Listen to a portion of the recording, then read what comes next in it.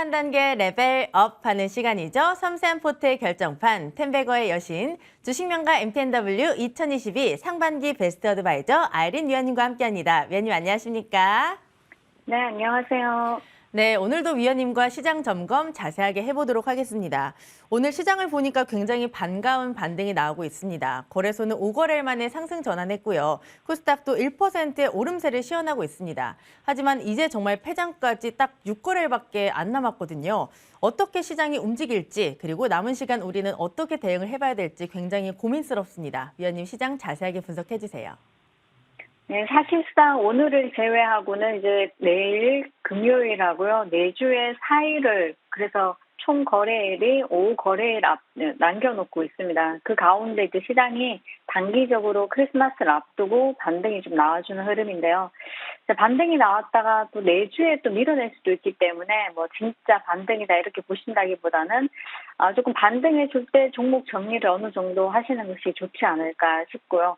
또 패턴이 이제 조금 급등이 나오는 종목들 오늘 전반적으로 상승 종목이 많지만은 시장 분위기는 그렇게 좋지는 않습니다. 종목들 에너지가 그렇게 좋은 흐름은 아니기 때문에 내년을 바라보고 갈 종목을 조금 이제 포트에 담아주시면 어떨까 싶고요. 그렇다면 우리가 지금 당장 수익보다는 내년을 바라보고 한 2주에서 한 달 정도 가져간다 생각하시고 차분하게 분할 매수를 통해서 매집을 하신다 생각하시면 좋지 않을까 싶습니다. 전일 미국 시장 같은 경우 1%대 이제 강세로 마감을 했는데요. 우리 시장도 마찬가지 코스피가 6거래일 만에 반등에 성공을 했습니다. 일단 단기적으로는 성공했지만은 이제 이 반등이 지속성이 얼마나 갈지는 우리가 조금 더 지켜봐야 되는 상황이고 전일 같은 경우 미국의 소비자 신뢰 지수가 좋게 나와주면서 이런 부분도 이제 우리 시장에 긍정적으로 좀 영향을 준 것 같고요. 또 나이키 같은 경우 실적이 예상치를 또 상회해주는 실적이 나와주면서 나이키나 뭐 룰루레몬 그리고 뭐 이런 소매 업체들까지도 조금 강한 흐름으로 마감을 했습니다. 네, 그리고 이제 또 보니 모건 스탠리에서 이제 발표한 부분이 시장이 이제 연준 같은 경우 금리 인상의 의지가 오판이 있다 이렇게 얘기를 했는데요. 연준이 내년에 기준금리를 5% 정도 생각을 하고 있는데 사실상 5.25 정도 유지할 것으로 예상이 된다고 얘기가 나왔습니다. 그래서 이런 얘기가 나온다면 사실 우리가 내년에 연초에 25bp 정도 금리 인상을 하고 그 이후에는 이제 금리 인상을 하지 않지 않을까 하고 전망을 하고 있는데 그것이 아니라 한 50bp 정도 5월까지 인상을 할 수도 있다 이렇게 얘기가 나오고 있고 그런 부분이 시장에 어느 정도 반영이 되어 있다 이렇게 보시면 좋을 것 같은데 그렇다면은 지수가 어느 정도 저점 찍고 반등을 확실하게 해주는지는 추가적인 상승이 있는지 좀 더 지켜봐야 되겠다 말씀드리겠습니다. 그 외에 엔화 관련해서도 이슈가 있고 여러 가지 재료들이 있는데요. 사실상 연말이기 때문에 종목 전략을 잘 잡고 가자고 말씀드렸고요. 종목 전략을 어떻게 가져가느냐에 따라서 계좌가 이제 천차만별 될 수 있기 때문에 이 점 꼭 참고를 하시면 좋겠고 또 연준에서 금리 결정 투표권 순환제로 인해서 4명의 연은 총재를 교체를 한다는 얘기가 있었습니다. 그래서 다소 시장이 비둘기파적으로 좀 기울 수도 있다 이렇게 전망을 또 내놓고 있어서요. 이런 점은 시장에 긍정적으로 작용할 수 있다 이렇게 보여집니다. 하지만 우리가 또 하루 이틀 반등이 나왔다고 해서 그냥 시장이 다시 간다 이게 아니라 좀 더 살펴보고 이제 매매를 하시면 좋겠다. 그래서 시장 관련해서는 짧게 코멘트 마치도록 하겠습니다. 연말이기 때문에 우리 위원님의 종목 전략을 정말 잘 세워야 된다라고 말씀을 해주셨는데요. 위원님의 시장 분석 참고해서 대응해 보도록 하겠습니다. 지금 노란톡을 보니까 우리 본방사수 하고 계신 분들이 굉장히 많으신 것 같은데 우리가 또 좋은 종목으로 보답을 해드려야 되잖아요. 특징주 하나씩 확인해 보도록 하겠습니다.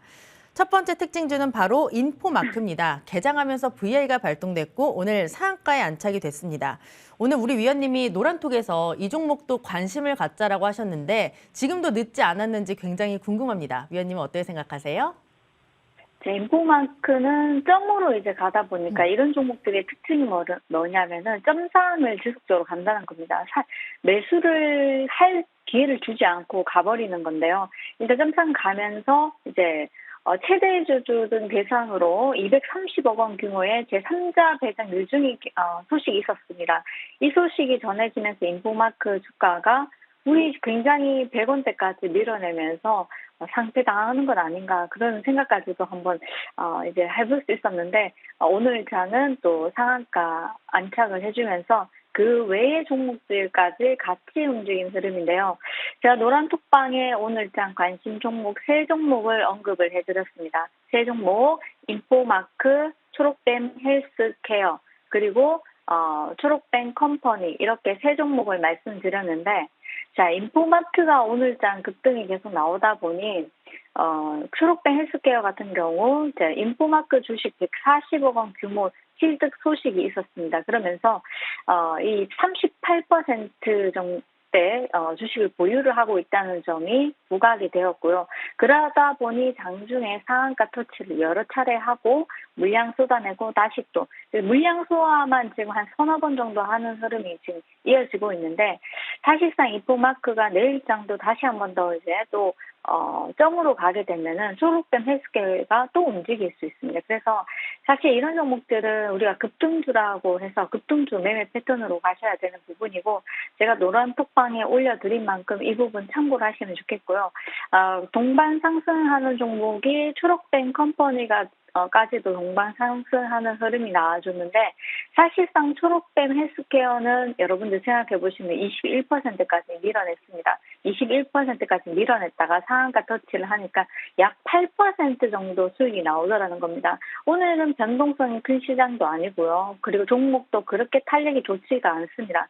그런 가운데 탄력이 조금 부침이 있는 종목이 그나마 초록뱀 헬스케어인데 이 종목으로 매매를 했을 때는 단기 저점에서 고점까지 21%, 29%까지 파동이 8% 파동이 나오지만은 초록뱅 컴퍼니 같은 경우는 10% 이하까지 밀었다가 다시 한 번 더 18%, 19%까지 올라가면서 파동이 무려 10%가 넘습니다. 그래서 초록뱅 컴퍼니도 이제 말씀을 드렸었는데 지금 자리에서 사실상 한다면은 초록뱅 헬스케어를 하시는 게 맞고 초록뱅 컴퍼니 같은 경우는 단기적으로 파동이 나오고 힘이 약하고 부딪힐 수 있기 때문에 이제 만약에 인포마크가 다시 한 번 더 또 간다 그랬을 때는 초록뱅 헬스케어를 잘 보시는 것이 좋습니다. 이 점 참고하셔서 보유자분들은 대응하시면 좋을 것 같습니다.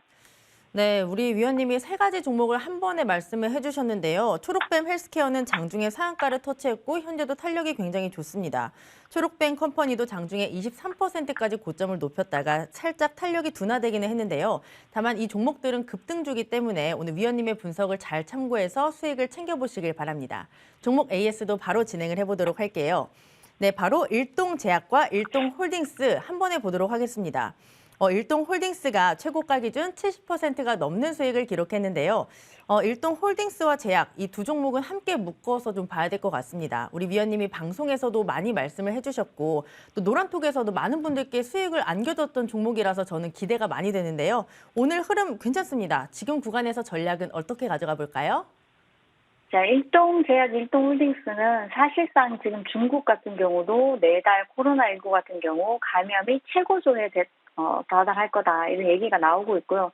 일본에서도 이제 8월 이후에 코로나 확진자 수가 굉장히 급증하면서 20만 명을 돌파를 했다는 소식이 전해졌습니다. 그래서 이런 소식이 이어지면서 조코바에 대한 다시 추가 계약건이 나오지 않을까 하는 그런 기대감도 지금 나오고 있는 실정이고요. 또 질병청에서 우리나라에서는 또 승인 이슈가 또 좀 더 사실상 안정성이 이렇게 확인이 된 만큼 추가적으로 또 호소식이 이어질 수 있는데요. 주가 같은 경우는 갔다 밀었다 하면서 급등했다가 또 많이 밀었다가 다시 한 번 더 우리가 저점에서 또 모아서 고점에서 매도를 시켜드리고 또 저점에 왔을 때 39,000원 저점이라고 말씀드렸는데 지금 39,000원 다시 또 돌파해주면서 오늘까지도 좋은 흐름 이어지고 있습니다.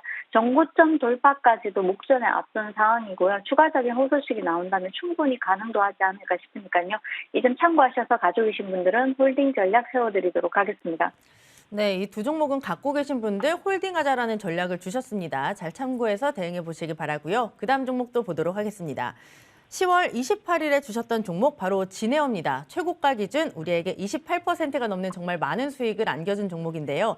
보니까 장 초반 VI가 발동됐고 제가 뉴스를 좀 찾아보니까 15분기 만에 흑자 전환이 기대된다라는 분석이 있었습니다. 그럼 앞으로 주가가 조금 더 잘 갈 수 있지 않을까라는 기대감이 있는데 우리 위원님은 어떻게 보시나요? 자, 사실상 15개 분기라고 하면요. 14개 분기가 아니고 15개 분기라면 다음 달에 이제 다음 이제 1분기 흑자 전환 예상이 된다는 것인데, 사실 주가의 탄력성을 봤을 때 우리가 제주항공이 먼저 움직였고요. 그 다음에 순차적으로 지네요. 우리가 이제 LCC 노선 같은 경우 관련주가 5종목이 있습니다. 5종목이 있는데 그 안에서 파동이 덜 나왔던 종목들이 추가적으로 리포트 발로 또 움직인다는 점, 이 점 좀 참고하시면 좋을 것 같고, 어차피 해외 항공권 판매가 급증하고 있다는 사실은 이미 한 달 전부터 나온 이슈고요. 다시 한번 부각된 것뿐인데, 자, 오늘장 급등했다 8% 급등했다가 윗골이 좀 달리는 흐름이 나와 주었습니다. 충분히 지금 자리도 나쁘지 않은 흐름이고요.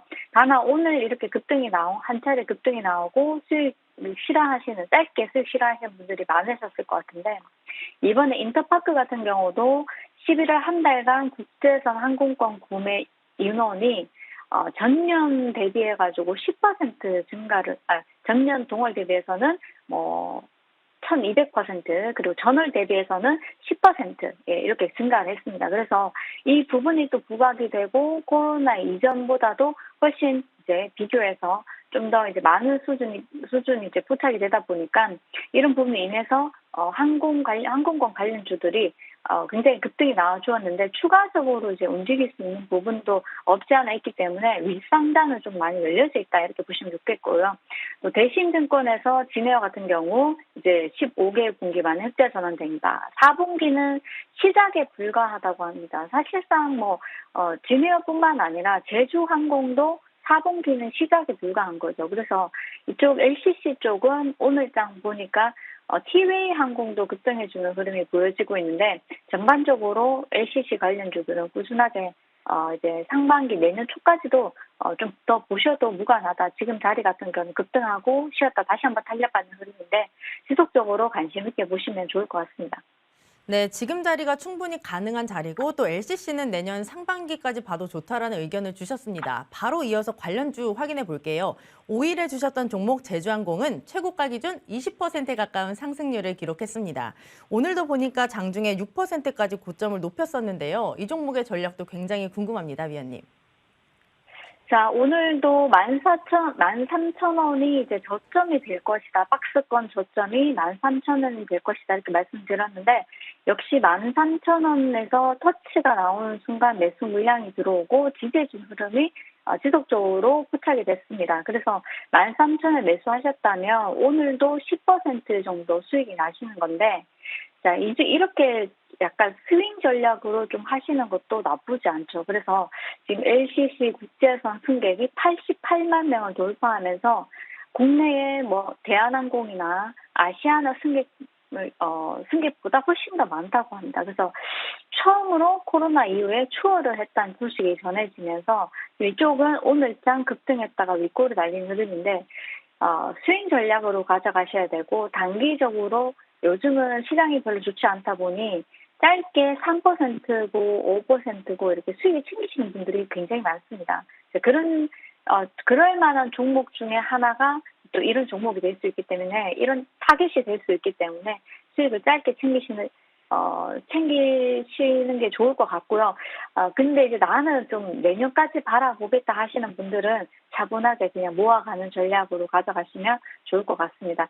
자, 리오프닝에서도 투트랙이 있습니다. 그래서 항공이나 화장품 같은 경우도 뜬금없이 급등하는 종목들이 나올 수도 있겠죠. 우리가 예전에 공략했던 컬러 레이나, 그리고 의료기기에서는 제가 하이로닉을 말씀드렸고요. 오늘 장은 다른 종목을 한 종목 드리려고 하는데, 그 대장주나 아니면은 선별적으로 반등이 확실하게 나올 만한 종목들을 좀 하시는 게 좋고, 섹터별로 전부 다 간다, 이건 아니기 때문에 이 부분은 참고하셔가지고 매매하시면 좋을 것 같습니다.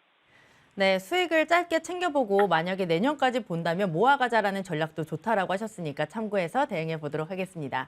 종목 AS는 여기까지 진행을 해보도록 하고요. 이번에는 수익으로 가는 넥스트 레벨 종목도 바로 받아보도록 하겠습니다. 오늘의 종목은 무엇일까요? 자, 오늘은 제가 의료기기 관련주 중에서 덴티움을 가지고 왔습니다. 자, 이제 여러분들 덴티움 모두 좀 아실 텐데요. 11월 의료기기 수출이 중국과 브라질 모두 양호한 흐름으로 이제 밝혀지면서 오늘 전반적으로 덴티움뿐만 아니라 뭐 디오나 뭐 오스트코텍이나 바텍이나 이런 종목들이 좀 상승하는 흐름이 보여지는데 사실은 주가가 많이 올라오지 않았기 때문에 아주 좀 메리트가 있다 이렇게 보여지고요. 가격이 조금 높습니다. 가격이 높지만은 가격이 높아서 오히려 좀 안정적이다 이렇게 말씀을 드리고 싶고요. 안정적이기 때문에 항시 매수는 분할 매수로 하시는 것이 좋다. 지금은 방송 효과로 인해서 잠깐 움직일 수 있기 때문에 종가에 매수를 하시는 것도 나쁘지 않습니다. 현재가에 매수를 조금 하시면 1%를 하시게 되면 종가에 밀어냈을 때 아니면 이 길 조금 마이너스에 이렇게 비중을 조금 더 담는 나눠서 담는 전략이 굉장히 중요하니까요. 지금 바로 막 매수를 하지 마시고 성격이 급하신 분들이 좀 그렇게 많이 하시는데 그렇게 했는데 나중에 뚜껑을 열어보니까 마이너스 되는 경우가 많습니다. 그러면 괜히 손해를 보시는 거니까 나눠서 1%씩 1%씩 이 시간은 우리가 이제 점심값 챙겨보자는 시간이니까요. 욕심 너무 많이 내지 마시고 조금만 하시면 좋겠고요. 노란 톡방 입장하셔서 도움 받아보시면 좋을 것 같습니다. 자, 덴티움에 대해서 대신증권에서도 지난달에 이제 리포트가 이제 나왔었는데 중국 시장이 리오프닝을 확실하게 이제 한다고 하고 그렇다면은 한 차례 이제 꺾였다가 확진자 수는 나오고 있지만 그렇지만은 주가는 이미 바닥에서 조금씩 이제 올라오는 흐름이죠.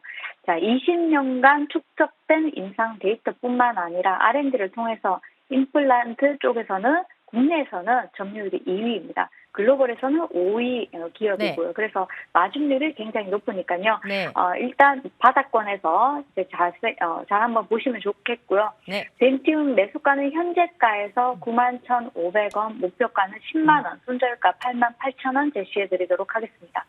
네, 오늘의 넥스트 레벨 종목은 덴티움이었습니다. 잘 참고해서 대응해 보시기 바라고요. 위원님은 여기서 보내드릴게요. 고맙습니다. 네, 수고하셨습니다.